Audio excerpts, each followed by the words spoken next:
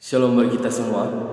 Perkenalkan, nama saya Aldi Anjani Ginting, mahasiswa Teologi STTW Sabda Medan, tingkat 2A.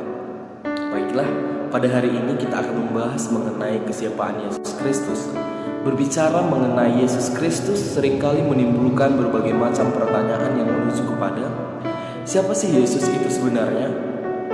Nah, sebentar lagi kita akan membahas pada materi kita kali ini, yaitu dua aspek Kristus, upaya mengungkap siapa Yesus sebenarnya. Mulai dari Yesus yang historis, sejarah, dan insani, juga Yesus yang diimani, dikotbahkan, dan ilahi.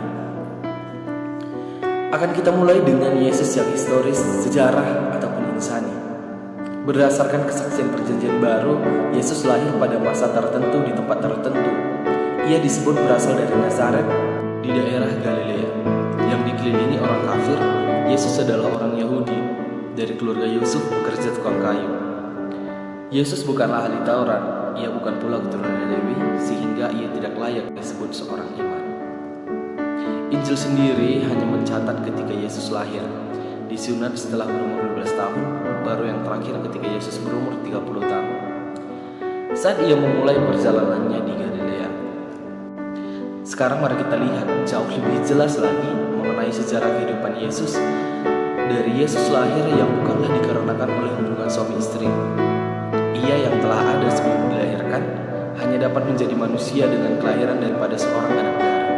Kristus adalah firman yang menjadi manusia. Ia adalah yang semula dalam rupa Allah, tetapi yang kemudian telah mengosongkan dirinya sendiri dan mengambil rupa seorang hamba dan menjadi sama dengan manusia.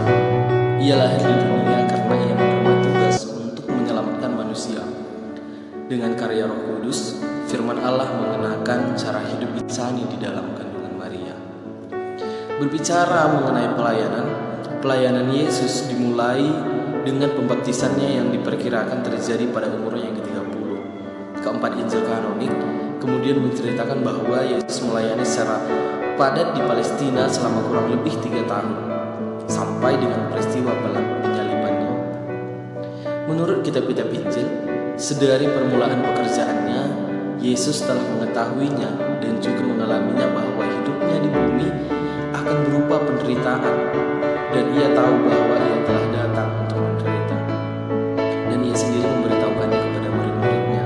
Dapat kita lihat dalam Markus 8 ayat 31, Kristus menderita sengsara bukan karena dosa-dosanya.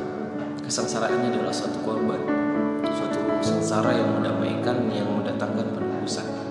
Darah salib Kristus telah memperdamaikan segala sesuatu dengan Allah, baik yang ada di bumi maupun yang di sorga. Bahwa oleh darahnya kita telah beroleh penebusan, yaitu pengampunan dosa kita. Lalu bagaimana dengan Yesus yang diimani, dikotbahkan ataupun ilahi? Pemahaman tentang Kristus yang diimani didasarkan pada peristiwa dan tindakan keselamatan yang diperbuat Yesus, yang berpuncak pada kematian dan kebangkitannya.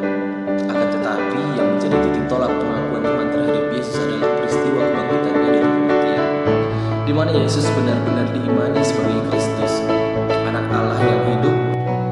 Atas dasar pengakuan terhadap Kristus yang diimani inilah para pengikut atau orang percaya kepadanya yang disebut Kristen. Harus ditekankan bahwa pengenalan dan pemahaman Yesus yang historis tetap dibutuhkan dalam pembangunan kepercayaan tentang Kristus yang diimani. Maka timbul pertanyaan, dengan cara manakah kita memperoleh kepastian tentang Kristus itu? Mengenai Yesus Kristus hanya diketahui dari isi Alkitab, terlebih dari kesaksian perjanjian baru. Kitab-kitab perjanjian baru adalah kitab-kitab yang memberi kesaksian atau khotbah tentang Yesus Kristus. Adapun gelar-gelar Yesus yaitu Nabi, Tuhan, Mesias, Anak Allah, dan Raja. Begitu pula dengan karya-karya penyelamatan Yesus, seperti kelahiran Yesus Kristus, kematiannya, kebangkitan, naik ke surga, dan duduk di sebelah kanan Allah Bapa. Oke, dapat kita simpulkan bahwa kesiapaan Yesus Kristus dapat kita ungkap melalui dua aspek Kristus yang berpusat kepada Alkitab. Yesus yang historis, sejarah, dan insani tidak terlepas dari sejarah kehidupan Yesus Kristus yang juga dengan kesadaran yang mewakili Allah berbicara dan bertindak demi keselamatan manusia. Kesadaran diri Yesus yang membuatnya berbicara dan bertindak dalam nama Allah.